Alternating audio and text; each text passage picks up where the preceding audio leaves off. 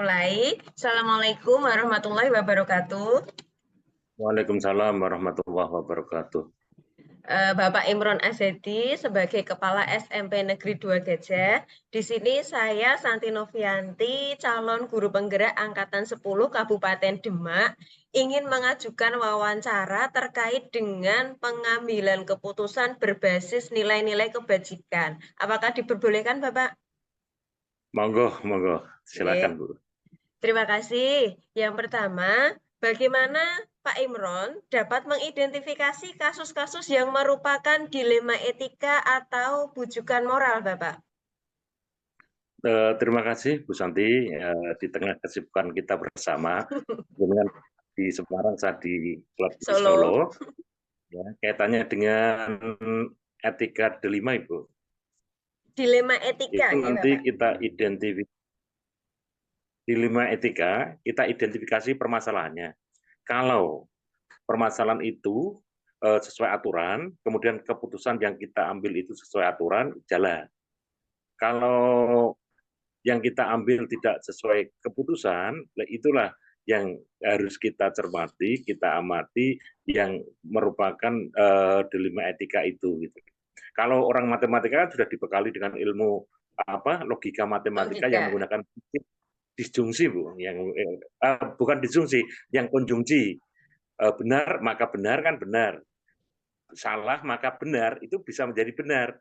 Tapi kalau benar maka salah kan menjadi salah. Kita gunakan yang benar maka benar dan salah maka benar. Itu Ya. Bu. Sudah ada tabel kebenarannya, ya, Pak Imron, ya? Kalau orang matematika nggak asing nanti, jangan juga nggak saat dalam mengambil keputusan yang menggunakan implikasi gitu. Oke. Kemudian Pak, bagaimana Pak Imron ini menjalankan pengambilan keputusan di sekolah terkait kasus di mana ada dua kepentingan yang sama-sama benar, Pak. Tapi kita harus memilih salah satu. Oke, itu kan dilihat dari permasalahan, Bu. Nanti ada dua langkah. Langkah yang pertama itu manakala keputusan itu harus segera diambil, yang sifatnya mendesak. Tidak sempat berkomunikasi dengan pihak-pihak terkait di sekolah. Kemudian yang kedua, kalau permasalahan itu tidak mendesak, artinya kita bisa mengumpulkan data-data atau mengumpulkan pendapat dari teman-teman gitu loh. Kalau sifatnya mendesak, maka kami identifikasi permasalahan itu, kemudian kami mengambil keputusan. Apa manfaat dari keputusan itu? Kalau keputusannya sekiranya bermanfaat nantinya, walaupun kadangkala menyimpang dari aturan, itu akan saya ambil. Kalau tidak, artinya masalah itu tidak mendesak, maka kami akan banyak mengumpulkan data, saran, misalkan kami kan punya wakil-wakil menggunakan wakil pimpinan, pihak-pihak terkait, mungkin dengan orang tua, baru diambil keputusan dalam rangka meminimalkan permasalahan. Itu dua hal yang saya ambil satu. Oh iya, terima kasih Pak. Kemudian untuk menjalankan pengambilan keputusan tersebut, Pak, apakah ada prosedur khusus yang sudah disusun secara tertulis sebagai pedoman atau hanya semuanya masih dilakukan Pak Imron sesuai dengan kebutuhan saja? Jadi belum ada semacam SOP yang tertulis, Pak.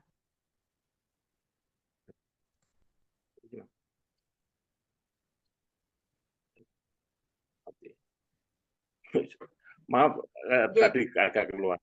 Ya, ada kalanya permasalahan itu sudah ada prosedur operasional standarnya penyelesaiannya, tapi ada yang tidak sesuai dengan prosedur standar atau kami belum siap dengan prosedur operasional standar. Kalau misalkan permasalahan kenaikan kelas, itu kan sudah ada prosedur operasional standarnya, harus misalkan ada kriterianya, kemudian melalui rapat dewan guru, kemudian baru kita putuskan, itu kan ada standar operasionalnya. Kemudian kalau permasalahan yang tidak ada standar operasionalnya, nah ini harus kita ambil dengan menggunakan pengalaman yang sudah kami punyai, sehingga nanti keputusannya menjadi keputusan yang baik, yang berguna untuk sekolah, dan tidak menimbulkan permasalahan di kemudian hari. Oke, kemudian Pak Imron, yang Bapak anggap efektif dalam pengambilan keputusan terutama pada kasus-kasus dilema etika ini apa, Bapak? Kasus-kasus yang dilema etika itu kan cenderung menyimpang dari aturan. Yang kami pertimbangkan adalah satu, orientasi masa depan, terutama yang menyangkut peserta didik. Misalkan ada siswa yang terlambat, misalkan dalam ketentuan terlambatnya terlalu lama kan dipulangkan. Maka saya akan mengambil permasalahan yang dihadapi apa dulu. Maka lebih baik anak itu kita ikutkan pada jam berikutnya sehingga niatnya itu baik, apa tujuan belajar mereka datang ke sekolah itu tercapai. Kadang-kala kan kita kebiau ya terlambat ya sudah pulang, aturannya memang itu pulang gitu.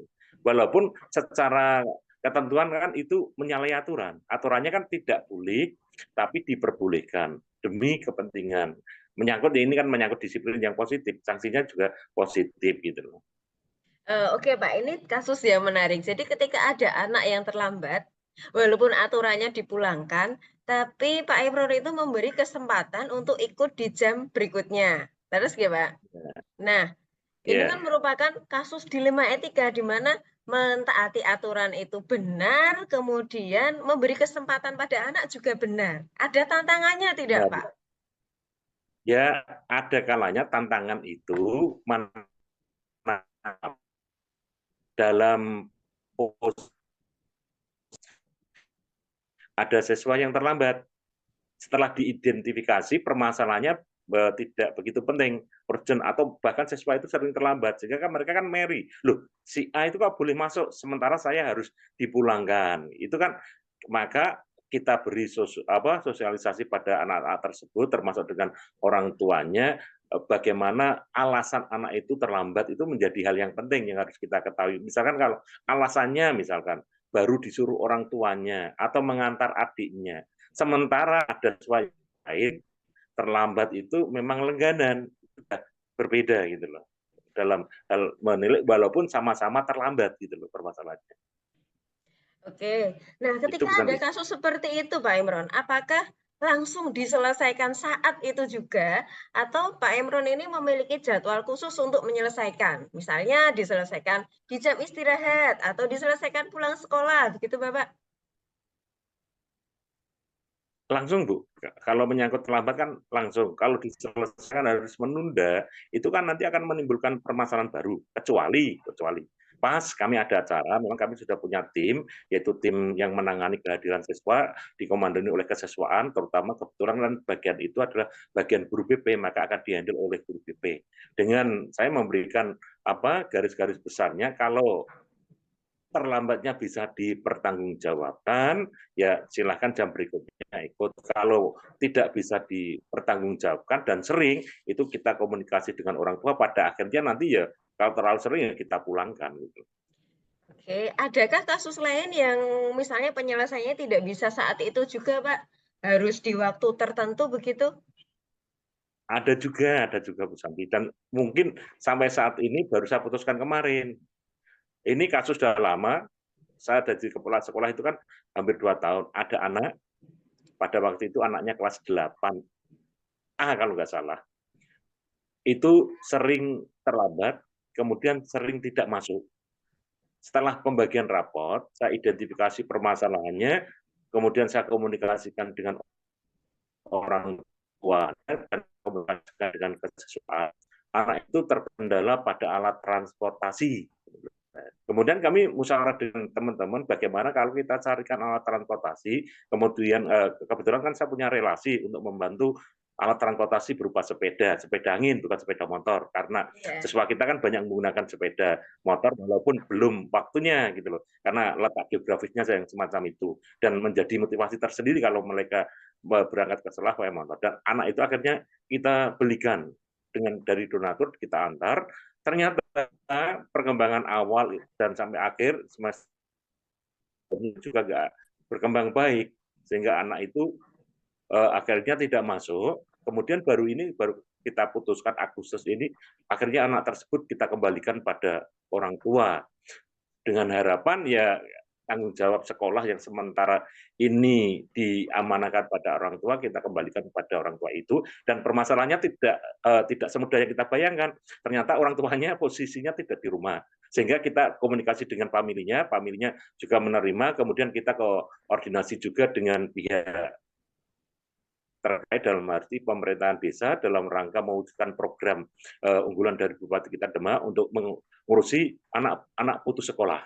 Nah ini kan butuh waktu. Sebenarnya kan Iya. ya juga delima, pengennya kan anak itu tetap sekolah, gitu loh. Karena menyangkut program. Apalagi kalau saya ingat di tanggal 14 Oktober 2022 itu pada waktu saat tanda tangan mendapat amanah untuk kepala sekolah, salah satu tugas saya selaku kepala sekolah harus urus anak-anak yang putus sekolah Putus sekolah. di wilayah kami. Nah, itu kan ya permasalahannya kenapa anak itu menjadi saya putus untuk sekolahnya gitu loh.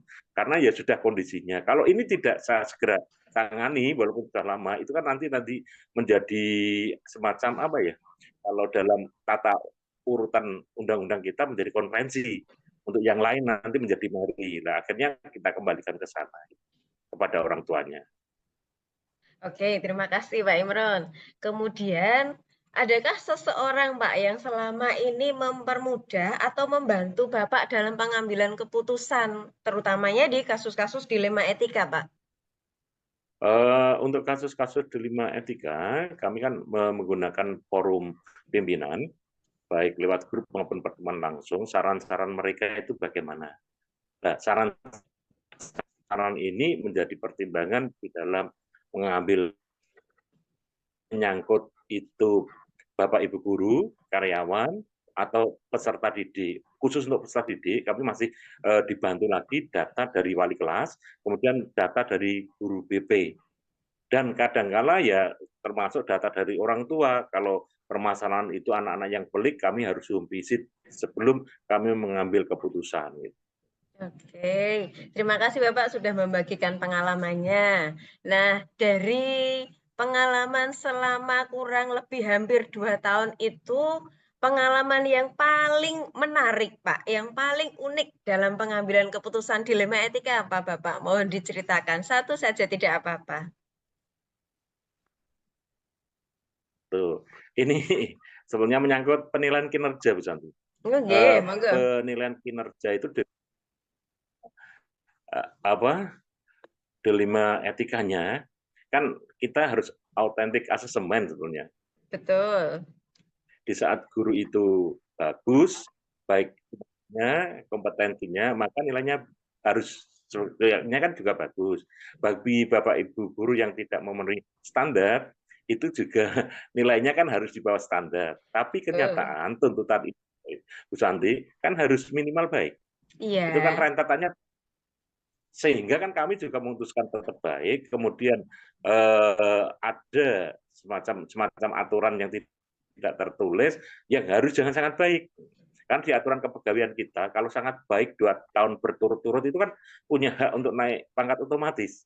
Sehingga ya juga akhirnya penilaiannya menjadi tidak authentic assessment. Kita ambil yang aman-aman saja.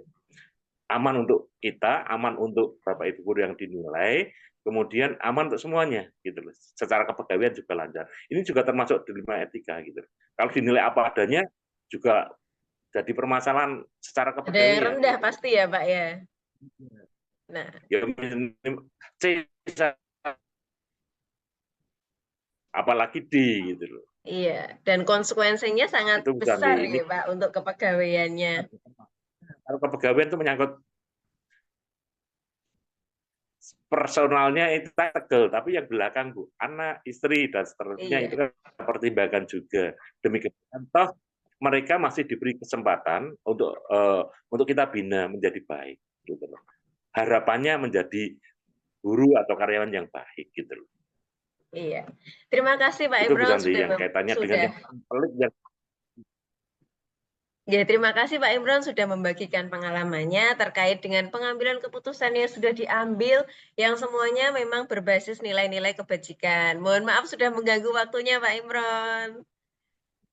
terima kasih Bu Santi, mudah-mudahan Oke, sukses di amin. change-nya ya dan Oke. menjadi guru penggerak yang bisa menggerakkan teman-temannya nanti, menggerakkan dirinya sendiri untuk menjadi yang lebih baik. Oke. Prinsipnya kan khairun nas anfa'uhum linnas gitu, ceritanya kan gitu. Oke. Paling baik adalah yang berguna bagi sesamanya. Itu bisa tinggi Amin. untuk Oke. Terima kasih Pak Imron. Mau bisa meninggalkan ruang meeting Pak Imron. Terima kasih. Assalamualaikum warahmatullahi wabarakatuh. Assalamualaikum warahmatullahi wabarakatuh. Monggo Pak bisa diakhiri tidak apa-apa. Terima kasih Mas Santi. Oke, terima kasih Pak Imron.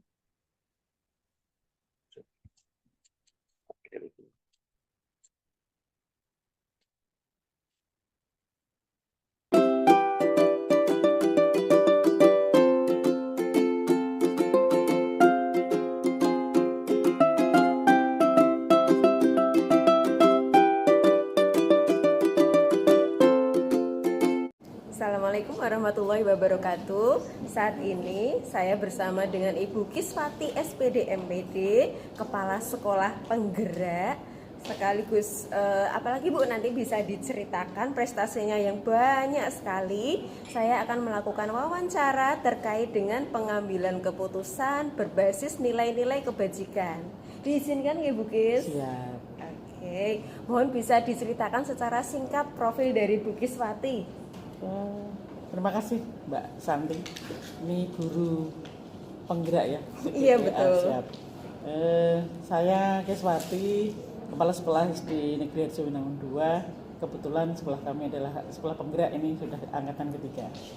Dan kebetulan juga saya jadi narasumber di praktek BPMM, narasumber di BPGB, BBPMP, dan juga di e-guru. Dan banyak lagi kegiatannya saya lakukan. Terima kasih Bu Kis atas waktunya. Ini yang ingin saya tanyakan. Bagaimana selama ini Bu Kiswati mengidentifikasi kasus-kasus yang merupakan dilema etika atau bujukan moral di sekolah, Bu? Ya. Cara mengidentifikasi kita tentunya akan tetapkan indikator prioritas, Mbak Santi. Ketika itu dua-duanya yang memang harus sulit mengambil keputusan, ya kita memang harus berani mengambil resiko mana yang lebih lebih diprioritaskan untuk diambil keputusan itu. Dan sekali lagi salah satunya harus berani mengambil resiko dan memilih yang tadi ada indikator prioritas. Iya betul. Terima kasih Bu. Bagus sekali. Nah, bagaimana Bu Kis menjalankan pengambilan keputusan di sekolah, terutama untuk dua kepentingan yang sama-sama benar, dua kepentingan yang sama-sama mengandung nilai kebajikan tadi, Bu? Ya itu tadi, kita melihat dampak, manfaat, dan otomatis tadi dari awal saya sudah mengatur bahwa ketika ada dua kegiatan yang sama-sama memang harus dilakukan dalam waktu bersamaan, nah ini mungkin kalau di sekolahan ya ada kasus di sekolahan mungkin ketika itu harus hadir saya ataukah harus bisa diwakilkan. Nah itu nanti kita bisa memilah mana yang lebih penting dengan kehadiran saya atau bisa diwakilkan. Ya. Terima kasih Bu. Apakah ketika mengambil keputusan seperti itu Bu Kis sudah menerapkan prosedurnya atau langkah-langkahnya itu sudah disusun terperinci atau otodidak? Jadi ketika ada kejadian langsung saya putuskan seperti itu Bu? Enggak juga sih, enggak langsung kita putuskan. Otomatis kita akan mempertimbangkan dampaknya dan melihat latar belakangnya juga. Ketika saya mengambil A nanti efeknya apa, mengambil B efeknya apa, itu sudah harus ada konsep, tidak harus ketika itu kalau bahasa Jawanya cukup ambil keputusan ya, tapi harus ada dasar ketika kita harus ambil keputusan itu tadi lihat tadi kebermanfaatnya dan dampaknya itu penting sekali untuk jadi pertimbangan untuk mengambil keputusan yang dilematis tadi. Berarti kalau saya simpulkan itu sebenarnya ada prosedurnya ya Bu, yeah. Ada langkah-langkahnya. Betul. Dari mulai melihat dulu prioritas dari kasus yang terjadi, kemudian setelah dilihat prioritas mungkin ada waktu sedikit untuk berpikir dan mempertimbangkan, baru diambil keputusan ya. Betul sekali. Istimewa. Nah, hal-hal yang dianggap Bu Kis itu sangat efektif dalam pengambilan keputusan kasus-kasus dilema etika apa saja Bu Kis? Tadi tujuan dari kasusnya ini yang kita lihat. tujuan dan dampak lah intinya, tujuan dan dampak. Ini penting sekali dan mungkin ketika itu apakah ini nanti jadi kepentingan pribadi atau kepentingan umum. Nah ini juga perlu dilihat juga. Oh ketika ini dilematisnya kok ini kok untuk kepentingan pribadi berarti lebih berat yang kepentingan umum kan gitu. Padahal sama-sama seharusnya kita kerjakan di hari yang sama, di waktu yang sama, tapi tetap ada tadi pemilihan tadi skala prioritas tadi. Ini jawaban Bukis karena sangat lengkap, ternyata sudah menjawab pertanyaan saya selanjutnya, yaitu tantangan dalam pengambilan keputusan pada kasus dilema etika.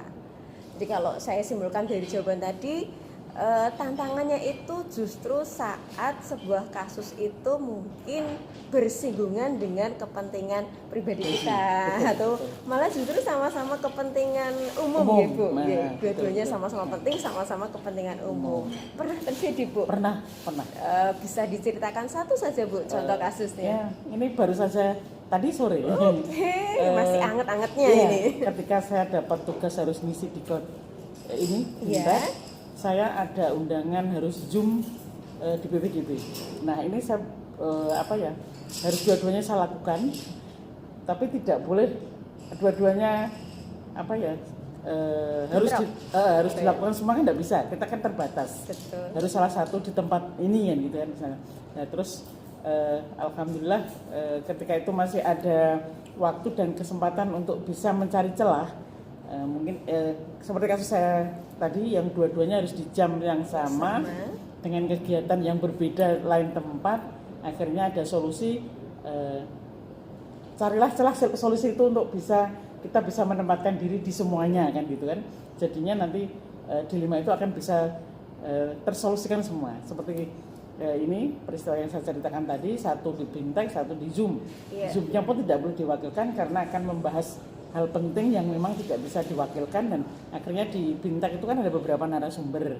Nah akhirnya kita coba reschedule, sharing sama teman siapa yang mau tuker jadwal. Akhirnya ada solusi. Iya. Nah ini berarti kembali ke yang tadi Bu ya, dengan prosedur, dengan kita itu menerapkan skala prioritasnya, ternyata dua persoalan itu bisa teratasi semuanya. Super sekali Bu Kis. Kemudian ini misalnya di sekolah Bukis itu ada kasus dilema etika yang melibatkan peserta didik. Apakah penyelesaiannya itu saat itu juga ketika terjadi atau Bukis meluangkan waktu khusus dengan tempat khusus pula, tidak di TKP kejadian Bu? Kita lihat masalahnya dulu.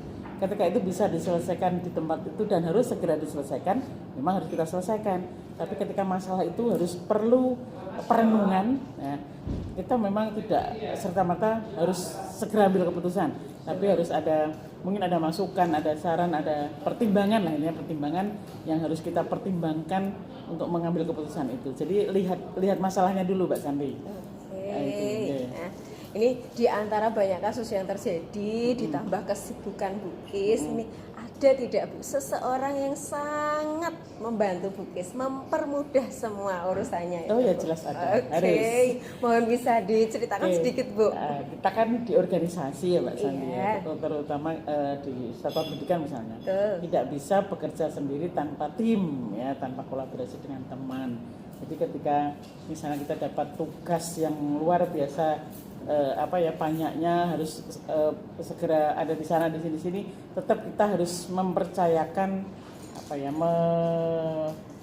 meregenerasi ya, ada yang diberi tanggung jawab supaya bisa melaksanakan tugas dengan baik ketika kita tidak ada di tempat. Otomatis kita punya orang kepercayaan yang dianggap mampu untuk melaksanakan tugas itu. Dan sudah teruji ya Bu Kis? Iya, oke.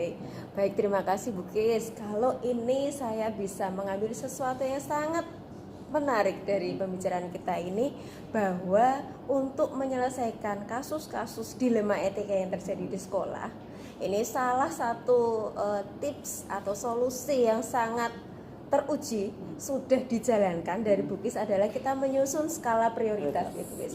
Kita melihat dulu tingkat kepentingannya, kita melihat dulu kepentingan itu apakah melibatkan orang banyak dengan diri kita, karena ketika itu terjadi otomatis yang dipilih orang banyak, atau sama-sama kepentingan orang banyak juga, sama-sama baik juga, dan itu harus kita buat skala prioritasnya. Oke, Bukis.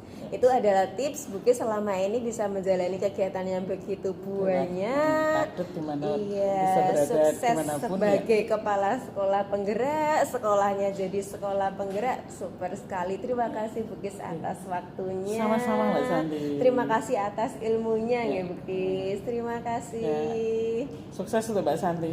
Terima kasih Bukis.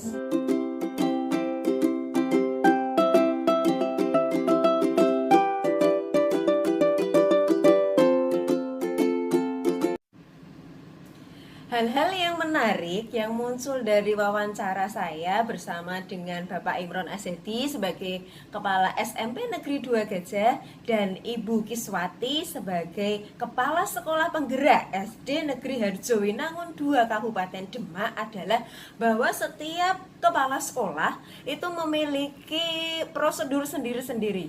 Setiap kepala sekolah itu memiliki langkah-langkah sendiri dalam menyelesaikan kasus-kasus yang terjadi di sekolah, terutamanya dengan dilema etika. Tapi walaupun memiliki prosedur sendiri, langkah yang berbeda, semua langkah-langkah yang diutarakan tadi sesuai dengan paradigma pengambilan keputusan, masih ada di jalur prinsip pengambilan keputusan, dan ketika memutuskan suatu kasus telah melalui 9 tahap langkah pengujian.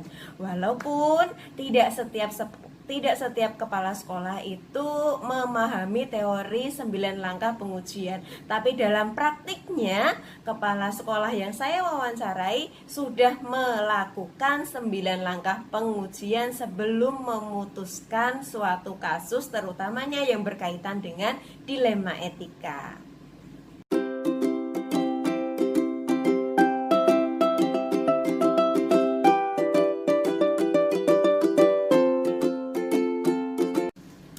Hasil wawancara saya dengan 2 pimpinan sekolah, yang pertama dengan Bapak Imron Azedi selaku Kepala SMP Negeri 2 Gajah, dan yang kedua dengan Ibu Kiswati selaku Kepala Sekolah Penggerak dari SD Negeri Harjowinangun 2 Kabupaten Demak.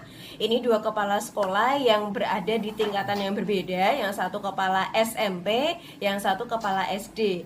Tapi ada sebuah persamaan dari pola pengambilan keputusannya, bahwa baik dari Bapak Imron Azedi maupun dari Ibu Kiswati dalam pengambilan keputusan dua-duanya sama-sama memprioritaskan kebaikan murid, memprioritaskan nilai-nilai kebaikan yang bermanfaat untuk murid.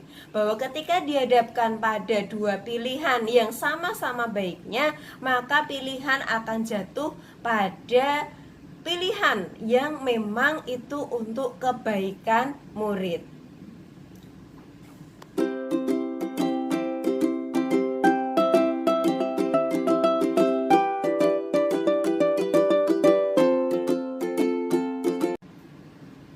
Rencana ke depan dari 2 pimpinan yang telah saya wawancarai dalam menjalani pengambilan keputusan, terutama yang mengandung unsur dilema etika, adalah dengan melibatkan warga sekolah secara aktif.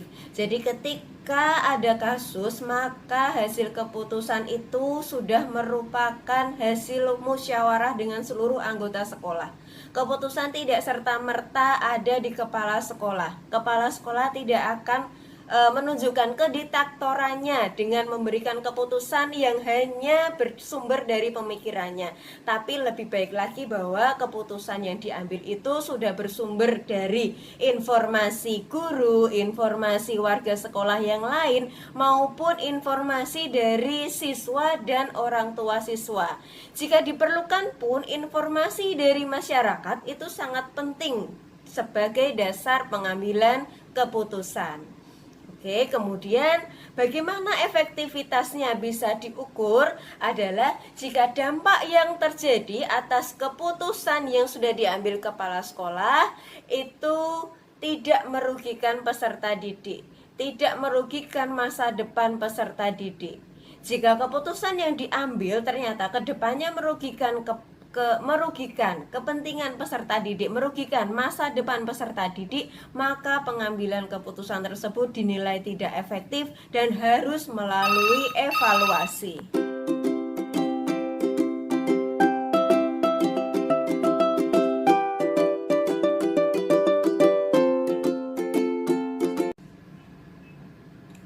Bagaimana saya akan menerapkan pengambilan keputusan dilema etika pada lingkungan saya, pada murid-murid saya, pada kolega guru?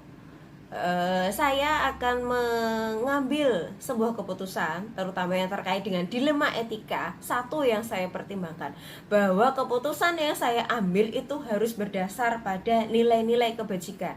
Keputusan yang saya ambil harus berpihak pada murid saya.